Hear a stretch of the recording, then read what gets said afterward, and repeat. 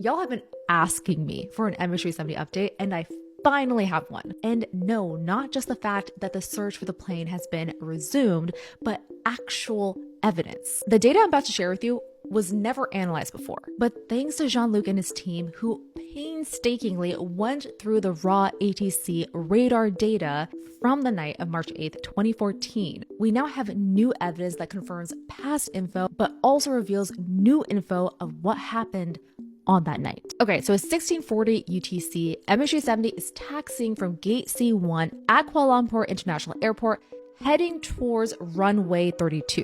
At 1641, the aircraft officially takes off. Everything is normal. 1 minute later, ATC requests MH370 to climb to 27,000 feet. The radar data shows the plane immediately complies. So far, so good. By 1701, ATC requested MH370 to reach its cruising altitude of 35,000 feet. Again, the data shows MH370 immediately complies. Now here's where it gets interesting. From this moment until the plane reaches the waypoint called Igari, there's absolutely no indication that anything is wrong. No deviations, level altitude, steady flight path. For years, people speculated that there must have been some kind of struggle in the cockpit to gain control of the plane. But this data shows that's not the case. The transponder was in normal mode right up until the very last second, recording the plane's location perfectly. And then at 1720, everything goes dark. All transponder data is lost 62 seconds after the last VHF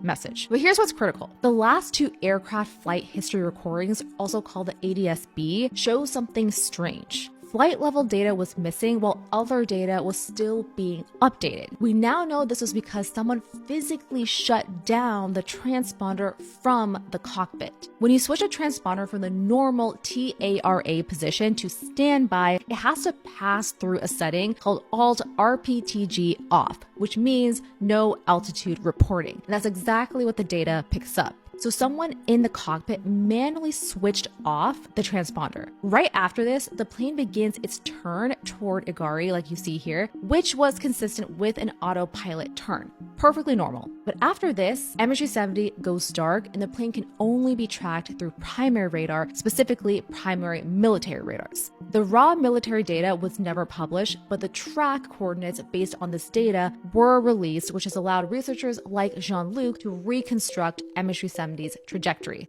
And here's what they found. MH370 was now invisible to all other radar and aircrafts. For example, the TCAS, the system that allows planes to see other planes in their vicinity, was also turned off. And more than likely, MH370's lights were turned off too. Between 1722 and 1724, military data shows MH370 made a sharp U-turn that would have been impossible to achieve on autopilot. The plane was now being manually flown by someone. And this theory was tested and confirmed by Captain Patrick Blelly using Boeing flight simulators. At 1730, military radar picks up MH370 again, heading back towards Malaysia. This led to speculation that maybe MH370 was turning back to KL Airport, but the data rules that out. After MH370 passes south of Penang, there are now at least two planes, a Singapore Airlines flight and an Emirates aircraft within clear sight of MH370. The Emirates flight UAE 343 gets closer to MH370 than any other aircraft, less than 30 nautical miles away.